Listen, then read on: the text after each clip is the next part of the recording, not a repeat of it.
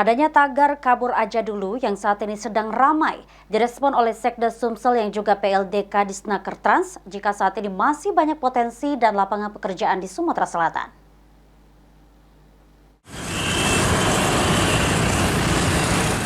Disampaikan oleh Sekda Sumsel Edward Chandra jika saat ini lapangan pekerjaan di Sumsel masih cukup banyak karena Sumsel memiliki potensi sumber daya alam sehingga membuka lapangan pekerjaan bagi calon pekerja. Selain itu, menurut Sekda yang juga sebagai PLT Kepala Dinas Tenaga Kerja dan Transmigrasi Sumsel, Pemprov Sumsel terus mendorong pembukaan lapangan pekerjaan untuk seluruh masyarakat agar dapat bekerja.